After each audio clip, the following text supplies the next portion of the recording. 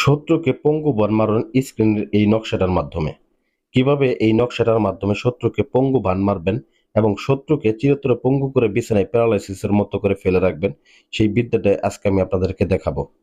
সম্মানিত মা বোনেরা ও ভাইয়েরা, শত্রু দ্বারা অতিষ্ঠ হয়ে গেছেন বা জ্বালা যন্ত্রণায় ভুগতেছেন, স্বামী অত্যাচার করে বা দেখা গেছে বাইরের লোকেরা শত্রুতা করতেছে, আপনার আত্মীয় স্বজনকে ক্ষতি করতেছে, সেক্ষেত্রে দেখে কোনো কুল কিনারা পাইতেছেন না।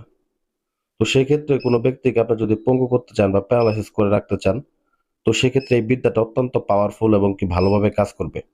তো এই বিদ্যাটা আমি বেশ কয়েকবার কাজ করেছি এবং পরীক্ষিত বিদ্যা এটা আমার। তো কিভাবে কাজ করবেন পূর্ণাঙ্গ নিয়ম আমি এখন ব্যাখ্যা করতেছি। তো এই কাজটা করার জন্য উপযুক্ত সময় হচ্ছে আপনারা যে কোনো সপ্তাহে শুক্রবার ব্যতীত 6 দিনই করতে পারবেন। এবং এই কাজটা শুধুমাত্র অঙ্কন করবেন, একটা জিনিসের মধ্যে রাখবেন, আমি বলে দিতেছি, রাখবেন এবং সেটাকে চুলার মধ্যে পুঁতে দিবেন। এতটুকুই কাজ, আর কোনো কাজ নেই।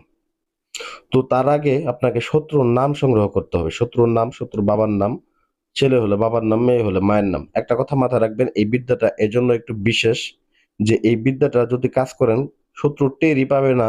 যদি কবিরাজ দিয়ে হাজিরাও দেখা, তান্ত্রিক দিয়ে হাজিরাও দেখা, বুঝতেও পারবে না যে এই কাজটা কি করছে, আপনি করছে না কে করছে। আর নামটাই ধরতে পারবে না বা কোন জায়গায় কাজটা করা আছে এটাও ধরতে পারবে না এবং এটা অতি সহজে কাটাইতেও পারবে না। আপনার সারা অন্য কেউ কাটাতে পারবে না, কারণ এটা যদি আপনি চান তবেই কাটাতে পারবেন। তো যাই হোক, পূর্ণাঙ্গ নিয়মে আমি চলে যেতেছি।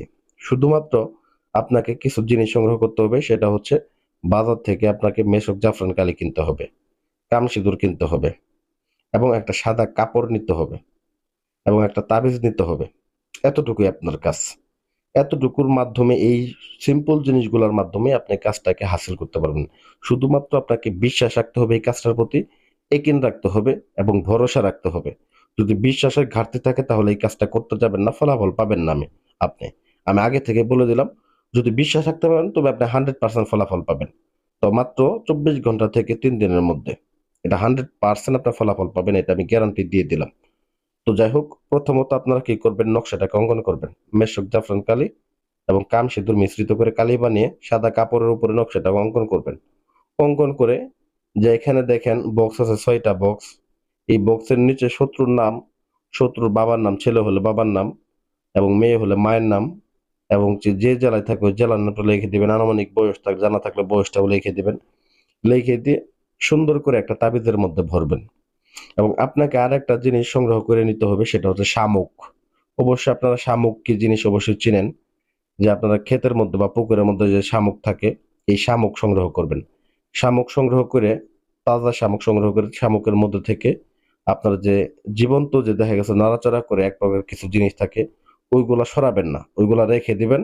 রেখে দেওয়া অবস্থায় আপনারা এই তাবিজটা যখন নকশাটা যখন তাবিজের মধ্যে ভরবেন, ভরে এই তাবিজের মুখটা মন দিয়ে বন্ধ করে নেবেন। অবশ্যই কাজটা বিশ্বাসের সাথে আসন করে ভক্তি সহকারে নিরিবিলি কোনো জায়গায় করবেন।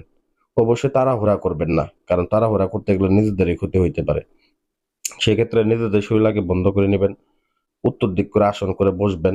এগুলো তো দেখা গেছে যে যে কোনো তান্ত্রিক যারা কাজ করে মূলত অভিজ্ঞতা আছে তারা জানে এগুলা। আর যারা একেবারে সাহস পাবেন না কাজ করতে, স্ক্রিনে নাম্বার আছে, যোগাযোগ করবেন, আমরা কাজ করে দিই, কাজ করে নিতে পারবেন, কোনো সমস্যা নেই। তো যাই হোক, পরিশেষে আপনার যে কাজ সেটা হচ্ছে ওই তাবিজটাকে আপনারা কি করবেন, ওই শামুকের মধ্যে ঢুকিয়ে নেবেন।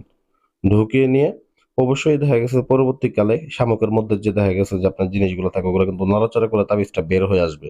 যাতে করে তাবিজটা বের হয়ে না আসতে পারে, ওই জিনিসগুলোকে আপনারা মেরে ফেলবেন। মেরে ফেলে তারপরে তাবিজ যে শামুক আছে শামুকের মুখটাকে আপনারা বন্ধ করে দিবেন।